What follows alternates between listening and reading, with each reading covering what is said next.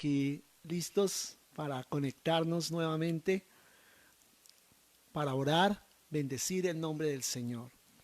Bueno, estamos como iglesia, como misión, comenzando un ayuno desde el 1 de mayo. Se ha estado ayunando, algunas personas ya lo están haciendo, pero es durante todo este mes, el día que tú quieras o los días que el Señor te indique ayunar, hazlo, únete a la iglesia para que estemos todos intercediendo por las naciones. Es un ayuno por las naciones. Gloria a Dios. Y bueno, vamos a orar al Señor y compartir algo de la palabra de Dios conforme a lo que estábamos meditando en la reunión de este domingo. Padre, te agradecemos esta tarde que tú nos permites tener, Señor, oh Dios, para presentarnos delante de ti, Señor, para honrarte a ti y para buscar tu rostro, Señor. Inclinar nuestro oído, Señor, para escuchar tu voz, para escuchar tu palabra, Señor Jesús. Te agradecemos, Dios.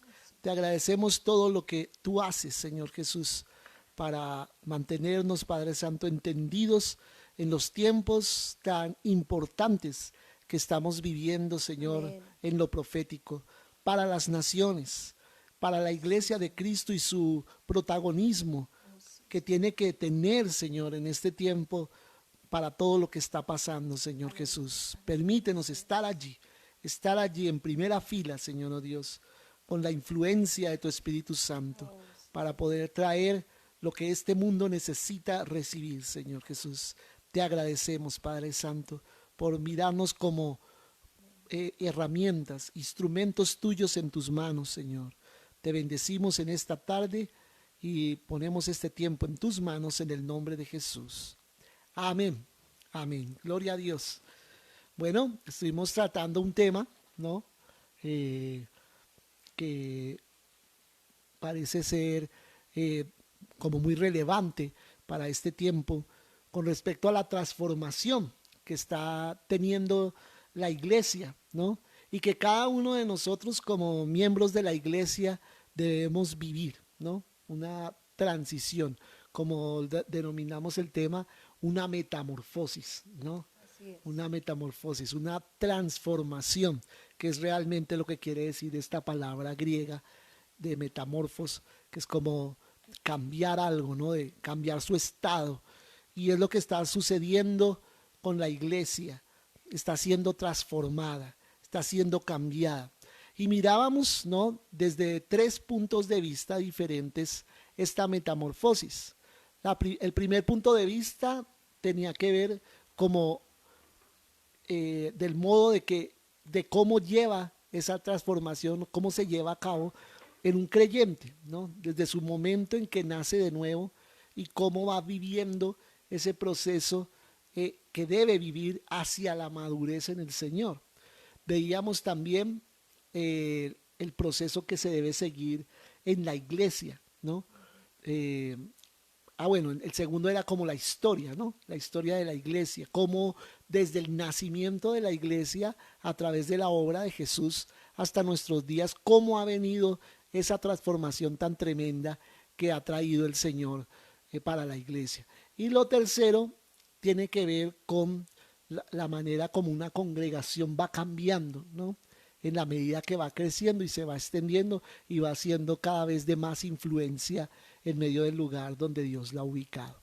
Entonces, no sé qué pudiste tú haber recibido en cuanto a estos 3 aspectos durante las 4 etapas de la metamorfosis, que veíamos esas 4 etapas de crecimiento de la mariposa, el huevo, la oruga, la crisálida y luego ya cuando la mariposa es adulta y puede volar. Pues para mí es como un embarazo, ¿no? Ajá. Como un Sí, eso embarazo, lo es. comparo mucho porque es igual, el embarazo es una gestación Eso dentro que es. no se ve que lo que está pasando pues ahí, ¿cierto? Así es. No se ve lo que está sucediendo, pero ahí el bebé está formándose poco a poco, sus ojos, se va formando sus manos, sus pies, los órganos internos, todo va sucediendo allá en ese momento de gestación. Y es lo mismo que cuando la semilla cae también pues a la tierra, ¿no? Botamos la semilla, la sembramos y allá en esa oscuridad está pasando algo, ¿sí? Ajá. Allá donde nadie ve, allá donde todo está oscuro, donde prácticamente como si no estuviera pasando nada, ¿cierto? Aparentemente sí. Uno ve la semilla y uno dice, ¿quién sabe cuándo irá a brotar eso? Ajá. No se sabe que si pegó o no pegó, ¿no? Sí, es cierto. Y en el embarazo igual tú no sabes lo que está pasando. Sabes que allá una mujer pues cuando queda en embarazo, ella dice, el bebé se está formando pues ahí, Ajá. pero Sí es. no se sabe cómo está creciendo hasta que no va al médico, tiene los controles y él va diciendo, bueno, está Exacto. creciendo bien, estás bien en este proceso. Entonces para mí eso es como un proceso que se está llevando allá, dentro de la oscuridad, dentro Ajá. de la soledad, dentro de un vientre, ¿no? Un vientre, Ajá. y algo está pasando, aunque nosotros pues no lo veamos, No lo veamos a no lo simple veamos, vista. no lo veamos a simple vista, ¿no? Entonces, igual es lo que está pasando en este tiempo o cuando pasan o suceden cosas pues de parte del Señor, donde el Señor está haciendo algo en este momento que no lo entendemos, ¿no? Ajá. Nos encerró a todos ahí y estamos todos encerrados y aparentemente no está pasando nada, estamos perdiendo el tiempo. Pues hay Sí. que ir a trabajar, hay que ir a hacer, hay que ir a producir, muévase, salga a mirar las comidas, a ver dónde consigue. Pero estamos como en una especie de un vientre donde Dios está gestando algo en las naciones y se va a ver esa gestación en poco tiempo. Sí, el resultado de esa gestación, Ajá. ¿no? El fruto. ¿Qué va a ser dado a luz, ¿no? ¿Qué va a ser dado a luz? Entonces, vemos, por ejemplo, en cuanto a los tres aspectos. En el creyente, ¿cómo tiene que ver este huevo? Decíamos, el potencial mismo de la visión que Dios coloca allí. O sea, como dice la palabra, cuando nacemos de nuevo, Dios pone una medida de fe, ¿cierto? Como dices tú, una semillita ahí a crecer, ¿no? Y pues depende mucho del creyente mismo si eso se va a desarrollar o no, porque por parte de Dios ya está dado el potencial. Ajá. La cuestión es que el creyente se mantenga en el cuidado necesario para que eso se desarrolle. Viéndolo desde el punto de vista de la iglesia, hablábamos de la comparación entre Adán y Cristo, ¿no? Cómo Adán fue dormido, ¿no? Quedó dormido allí porque Dios lo hizo caer en un sueño profundo, dice claramente Génesis 2. Y allí el Señor saca la costilla, ¿no? Cierra la piel de Adán y de la costilla construye a la mujer, ¿no? La crea, forma a la mujer, ¿no? Y del mismo modo Jesús, decíamos allí en Juan 19:34, que dice que salió agua y sangre cuando el soldado romano atravesó el costado de Jesús, ¿no? Que es muy profético Ahí fue donde este nació la acto. iglesia, Y ¿no? ahí es donde nace la iglesia, que dice que Sí. vino, este Jesucristo vino, dice primera de Juan 5:6, mediante agua y sangre, no mediante agua solamente, sino mediante agua y sangre, y el Espíritu es el que da testimonio, porque el Espíritu es la verdad, dice este versículo. Entonces, hablando como el comienzo, como dices tú, el comienzo de la iglesia, ¿no? Amén. Como la esposa del Señor sale del costado del Señor, como fue con Adán, ¿no?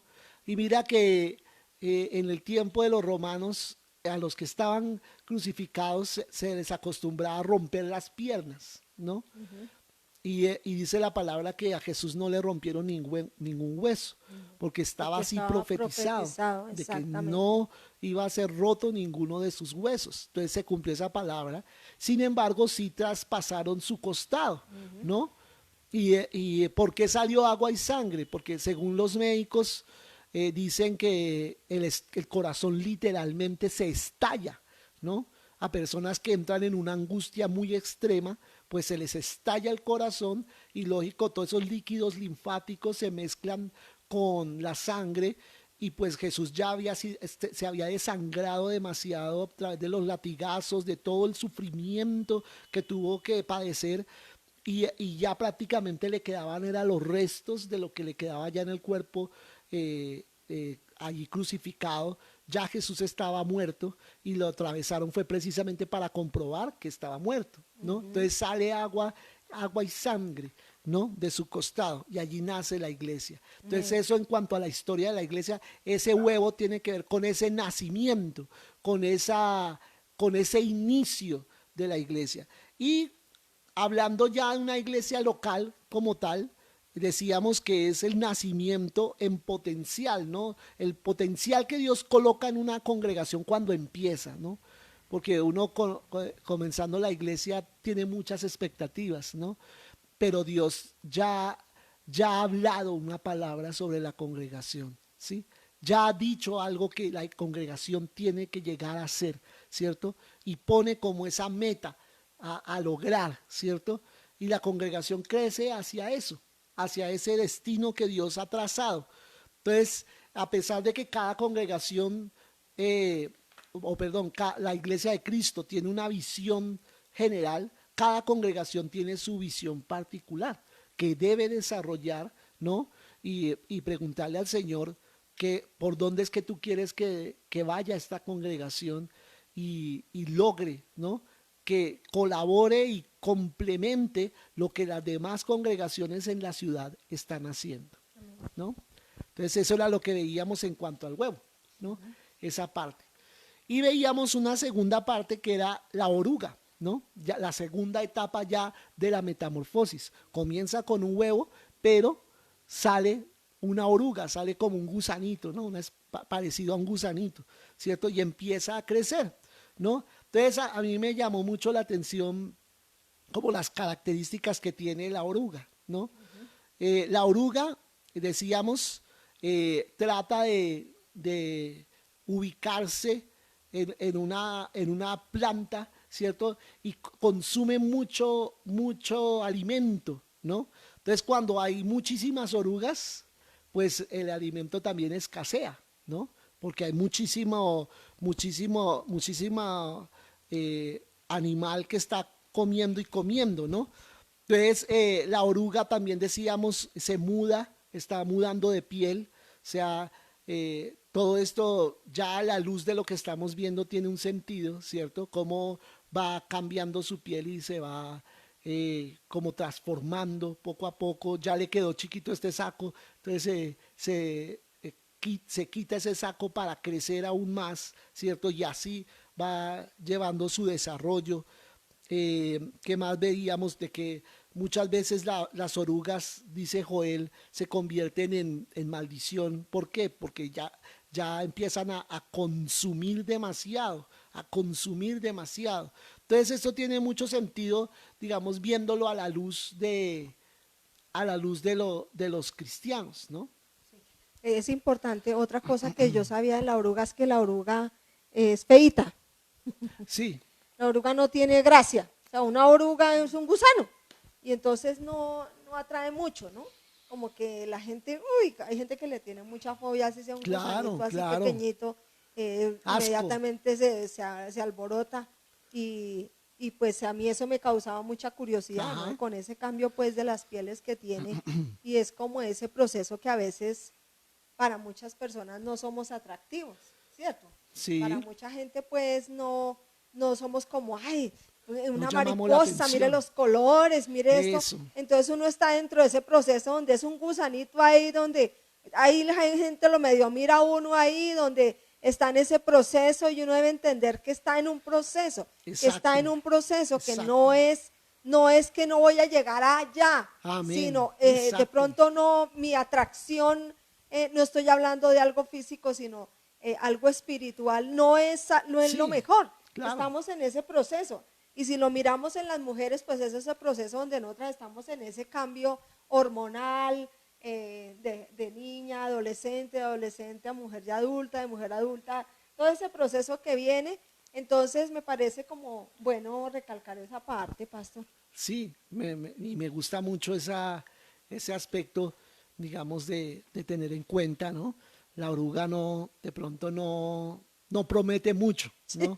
Un gusano ahí que uno lo ve, pues no promete mucho. ¿Y quién va a creer que esa oruga se va a convertir en mañana una en una hermosa mariposa? ¿No? Exactamente. Entonces, es lo que me gusta mucho que recalques eso, porque cada uno debemos tener como esa aspiración de que vamos a llegar a ser hermosos para el Señor, vamos a llegar a manifestar su esplendor, A su brillar. gloria en nosotros, a brillar con su gloria, ¿no? Amén. Entonces en el creyente tiene que ver con eso, ¿no?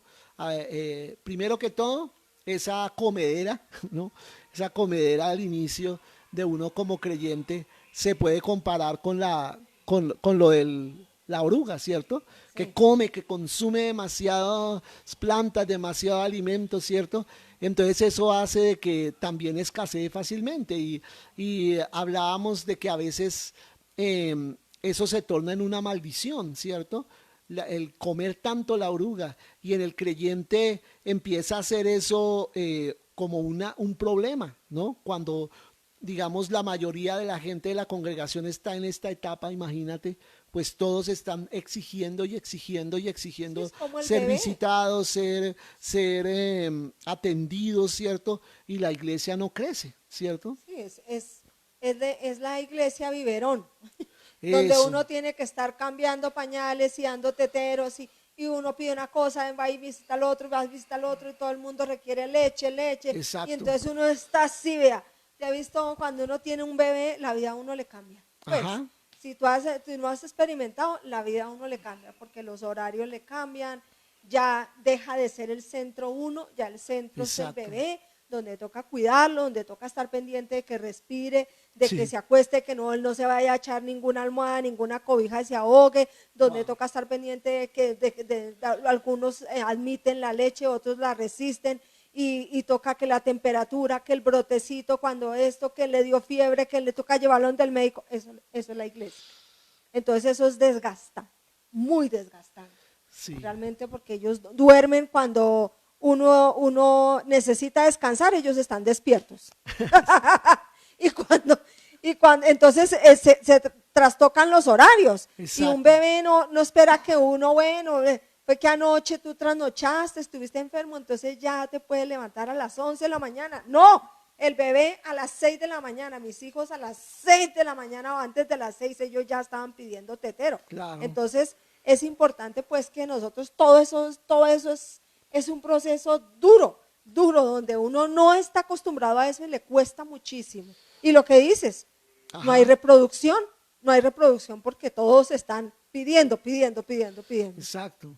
Me parece tal vez una de las etapas de los bebés más exigentes, Delicada, más delicadas sí. y la que menos me gustaba a mí era esa etapa porque lloraban y uno no sabía qué ¿Qué era les lo que les estaba pasaba? pasando, ¿no? Ujú, sí. Será por comida, será porque está incómodo por otra situación. Entonces, la verdad era muy difícil como atinar realmente sus necesidades, lo que ellos realmente estaban pidiendo. Y es un tiempo muy delicado para mí, porque por lo Sí, menos ya más grandecitos, al menos se quejan y dicen, me duele me acá, duele acá, ¿cierto? sí. Pero uno así, un bebecito, uno, uy, Dios mío, me parece una etapa No, muy y difícil. un bebé espiritual es igualito, pastor. Sí, No sabe lo que le pasa, no eso, sabe lo que le eso. pasa. Le está molesto, está inquieto, grita, llora, no hace pataleta. Y uno dice, pero ¿qué será lo que le...? Entonces uno le trata de adivinar, ¿será esto? ¿Será el esposo? ¿Será el este? ¿Será lo otro? Sí, No, nada de eso es. Y a veces es como esa incomodidad. A veces el bebé no llora ni porque tiene hambre, ni porque, sino sí, llamando la atención a ver que uno le ponga cuidado. exacto, Igualito son los bebés consentido. espirituales pues en la iglesia, pastor. Sí, exacto. Y me gustaba una frase que decía, creo que era el pastor Cas Luna, que él decía que muchas veces, la gran mayoría de las veces la gente de la iglesia no sabía qué era lo que quería, ¿no? Sí, Y que amén. era de algún modo la responsabilidad del pastor saber qué era lo que querían Imagínate. y poderles atender, ¿no? Ujú. Y eso solo lo podemos hacer por la revelación del Del Espíritu Espíritu Santo, Santo, ¿sí? sí. No adivinación, ¿no? Porque eso no está, no existe en la palabra como un don del Espíritu, pero sí discernimiento y palabra de conocimiento y entendimiento del Espíritu para saber que está necesitando cada persona. Y en cuanto a la historia de la iglesia, veíamos la condición de Corinto, ¿no? En esa etapa de oruga, coma y coma, ¿no? Sí. Que Y vemos exija ahí. y exija. Y exija, y peque, ¿cierto? No, la pura carne pues ahí. Sí, o sea, no maduraban No, y nada. dice Pablo, yo queriéndoles dar a ustedes un alimento más sólido, pero no son capaces. Es como al bebé igual. El bebé, Tratar de sí. darle frijoles y no los puede resistir. Ay, con lo que me gusta a mí los frijoles y ya le he dado a mi hijo, pero va a llegar una etapa en donde los va a poder soportar. Pero uno darle una comida sólida a un bebé es matarlo. O sea, Claro. puede llegar uno literal a matar a un bebé por un darle algo Un que alimento que el indebido. bebé, no, cada etapa tiene un proceso, ¿sí? Cada etapa, Exacto. el niño hasta los 6 o 7 meses, 8 meses, su tetero, su leche, ya de pronto Exacto. después se le da un poquito algo de saborcito, pero hay gente que definitivamente no maneja eso. Igual en la iglesia, hay gente que uno le da un poco de frijol y lo mata. Sí, Y no vuelven, y quedan curados y dicen, no, yo no quiero nada de eso, me pasó esto, me pasó esto, me pasó esto, y uno se da cuenta que la persona realmente pues no estaba preparada lista para para recibir recibir ese alimento. ese alimento. ¿Sí? Y hay iglesias como las de Corinto, pues pastor, que no quieren, definitivamente no quieren, No así quieren crecer. como decía Pablo, no quieren crecer, quieren permanecer en lo suyo, en su carne, en lo que a ellos les parece, tomando leche, sabiendo que ya hubieran podido dar fruto, que era lo que les Eso. reclamaba pues Era el Pablo. reclamo de Pablo Ustedes hacia ya ellos. deberían estar, ya deberían estar. Es como un niño de 2 años, 3 años que todavía tenga pañal, por ejemplo. Exacto. ¿Sí? 3 años, 4 años, todavía con pañal. No, él ya debería de estar en otra etapa, ya debe dejar los pañales. Entonces, Exacto. ese proceso pues me parece importante, mi pastor. Y como dice el apóstol en la carta de Hebreos, que dice, porque debiendo ser ya maestros, Sí, ¿no? imagínate. Después de tanto tiempo y tenéis necesidad de que se os vuelva a enseñar cuáles son los primeros rudimentos de la Imagínate. palabra, ¿no? No, sí. Entonces es como frustrante, ¿no? Y cómo vimos nosotros eso en la historia de la iglesia, en que cada vez que se restauraba algo, nosotros recordemos que ese proceso de restauración comenzó con la Reforma, ¿no? A través de Martín Lutero, Ulrico Zwinglio y varios de los reformadores que hubo en Europa, ¿cierto? Y allí comenzó ese proceso de reforma y de restaurar muchas de las verdades perdidas, ¿no? Y como Lutero y la iglesia que se formó alrededor de la revelación que él recibió, que era el justo por la fe vivirá, formó esa tiendita, formó esa denominación llamada los luteranos, ¿cierto? Ajá. Y luego vinieron los bautistas, ¿cierto? Ya con una revelación más avanzada, que era la revelación del bautismo en agua, ¿cierto? No era solamente ser salvos por fe, sino bautizarse en agua. Y mira que fue tan tremenda la persecución de los luteranos hacia los bautistas, primeramente los anabautistas y luego los bautistas, que hasta los luteranos mismos ahogaban a los bautistas en los ríos, porque ellos pensaban, como dice la palabra, defendiendo su revelación, tildándolos a ellos de herejes y creyendo que matándolos estaban prestándole un servicio al Señor, como dice la palabra misma, ¿no?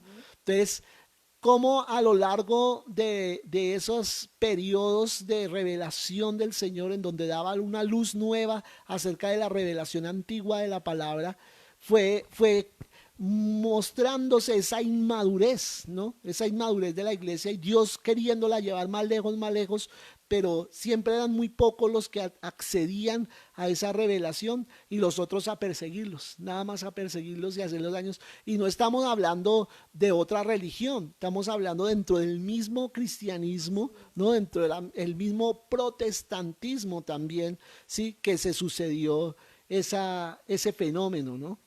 Aún hasta nuestros días, ¿no? Y bueno, vimos eso en cuanto a la iglesia histórica y cómo se ve eso en la iglesia en una congregación, cómo se ve pues esa inmadurez, ¿no? Entonces, nosotros todos necesitamos ser renovados por la revelación de Dios, y debemos seguir adelante. Y Dios nos ha llamado a nosotros a conquistar las naciones, ¿no? A heredar las naciones. Entonces, recordemos, bueno, estábamos hablando ahí sobre Moisés, cómo él recibió el diseño de Dios, el tabernáculo, y así mismo nosotros debemos edificar la iglesia de acuerdo al modelo que Dios nos muestra en su presencia, ¿no? Entonces decíamos allí, bueno, varias cosas que no quiero volverlas a repetir, ¿sí? Pero muchas veces, como estamos hablando en esa etapa de la oruga, ¿no?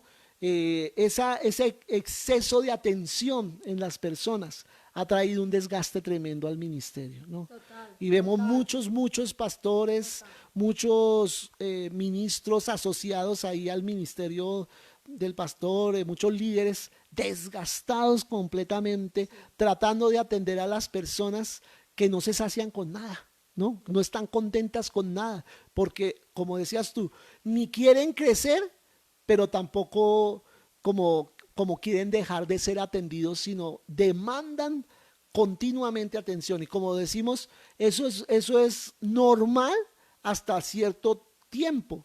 Pero si la iglesia o los creyentes persisten en seguir en esa actitud, No, van a no acabar la es. Sí, congregación. sí, una iglesia sí termina cerrándose, realmente porque el desgaste es demasiado Sí, fuerte y la parte emocional, digamos, es muy complicada de manejar, porque es manejar personas, personas adultas, personas jóvenes, sí, personas adolescentes, sí, niños, o sea, no es como un solo perfil, sino como varios a la vez, y sí. uno tiene que estar en Dios, el uno, en el otro, y mientras tú atiendes eso es como tener varios hijos a la vez, o sea, varios los que hijos, tenemos dos más de hijos uno. sabemos que tú atiendes al uno acá y mientras lo atiende, el otro ya está llorando y ya quiere no sé qué, ya quiere sí sé cuándo, entonces es desgastante, emocionalmente para uno es muy desgastante y uno tiene que tener la sabiduría del Señor, Sí, porque cuántos pastores han terminado mal por digamos como ese exceso de trabajo donde todo el tiempo se está pendiente de de la atender, iglesia, de de atender. atender y atender y atender y atender. Y eso es muy desgastante, Sí, pastor. amén. Entonces, recordemos que la iglesia está compuesta de diferentes ministros, ¿no? Está compuesta de personas que cada uno tiene un don, cada uno tiene un ministerio, cada uno tiene algo para dar, ¿sí? Y como decimos, está bien que llegar hasta cierto punto de exigencia, de atención, ¿cierto? No es que ya llega a un cierto punto de madurez y nunca más se le vuelve a atender, tampoco, ¿no? Siempre hablemos del equilibrio, ¿no? Sí, De siempre. mantenernos centrados. Pero el estar tan ahogado por la exigencia de la iglesia nos saca del propósito de Dios, Así nos es. tiende a sacar del propósito de Dios. Y estamos ahí centrados y nos saca completamente. Y como decías tú, ¿no? Muchas veces la iglesia colapsa, ¿no? La iglesia se O el tiende a pastor morir. colapsa, Sí, uno de los dos. sí, no, y si el pastor colapsa, pues la iglesia O también la tiende familia pastoral a colapsa. decaer, ¿no? Entonces debemos nosotros, tanto como ministros, como miembros de la iglesia, recapacitar en esto, ¿no? Hasta dónde ya está bueno, como se dice, de estar exigiendo tanto y empezar ya a dar, empezar ya a aportar. Como decía en medio de la enseñanza, necesitamos llegar a ese punto de hijos en donde ya no somos hijos niños ni hijos adolescentes, sino somos hijos adultos que ya empiezan a aportar a la casa de Dios, no solamente a demandar, sino ahora a aportar. Y No no, y ese tenemos aporte. a veces esa mentalidad, ¿cómo se llama? Como paternalista, no sé, en donde hasta nosotros lo vemos en la sociedad, ¿no? Como tantas de las protestas que sale la gente a tener es demandando, ¿no?, al gobierno. ¿Y por qué el Sí, gobierno sí, no? estamos Y en no ha la- venido aquí el gobierno a darme el mercado. Y no ha venido aquí el gobierno a mirar cómo estoy. ¿Y por qué? Porque existe como esa mentalidad de que el gobierno es mi papá y que me tiene que cubrir todas mis necesidades. Y que qué pasa que no apareció, ¿cierto? Y así vemos muchas veces a Dios y así vemos a veces el ministerio también en la iglesia. Muestra a ver que no aparecieron, muestra a ver y yo necesitaba esto y no llegó. ¿Y qué pasó con esto y qué pasó con aquello? Y somos llenos de exigencias, pero a la hora de la verdad no queremos, como decías tú, ver también los deberes que tenemos en el reino, ver también si ya estoy listo yo para aportar un poco más a la casa y no solamente exigir. Sí, que ese aportar a la casa no se refiere solamente económico, Ah, sí, ¿no? exacto. Porque es que de pronto la Es gente mucho ya más está que eso. pensando, uy, ya está pensando en plata. No, No. no, no. No, aportar se refiere también dar de lo que yo soy, ¿sí? De lo que yo he recibido, de las enseñanzas que he recibido, de mi testimonio personal. Que a veces uno le dice a una persona, es su Amén. testimonio, y no saben, a ver, de su testimonio, Por lo pues, menos. que tu testimonio ya es una predicación, ¿o no? Amén. Tu testimonio ya es una predicación que puede hacer que una persona se convierta al Señor. Algo Exacto. muy sencillo de lo que pasó. ¿Cómo te De lo que encontraste has con el vivido. Señor? Me Exacto. pasó esto, esto y esto. Ay, vea, Exacto. vea, pues. Y si lo hizo conmigo, también lo puede hacer contigo. Amén. Así Eso ya es. es, entonces a eso nos referimos. Y que debe acabarse ese tiempo de solo exigir y exigir y exigir y exigir. Debemos aprender a dar Eso los es. deberes. ¿Cuáles son tus deberes? A ver, ¿Qué me ¿cómo me debo corresponde? comportar en la sociedad? ¿Cómo estoy cumpliendo yo con la sociedad? Porque aquí no solo habita una persona al mundo, habitamos muchas y tenemos que aprender a ver que mi vida afecta al otro y yo tengo que pensar en el otro. Para el Así no sea mi beneficio del familia, otro. pues, así no sea mi familia, el beneficio del otro. Entonces, estamos en un Así mundo donde es. tenemos que aprender pues a convivir de una manera correcta. Amén. Entonces quiero terminar con el tema, el versículo, perdón, de Joel 2:25, ¿no? Y declarando esa palabra sobre todo a los que son ministros, como la declarábamos ahora en medio de la enseñanza, declaramos esta palabra para terminar. Y os restituiré los años que comió la oruga, el saltón, el revoltón y la langosta, mi gran ejército que envié contra vosotros. O sea, pero me quiero centrar en esa primera frase. Yo te voy a restituir lo que comió la oruga. Te voy a restituir de ese tiempo de tanto desgaste. Y a veces un desgaste que no era necesario, que no era sano, ¿no? Y que de pronto trajo en detrimento tu ministerio, tu liderazgo. Y a veces nos hemos sentido abusados, no solo usados, sino abusados por la iglesia, no por el Señor, pero sí la iglesia de pronto ha abusado,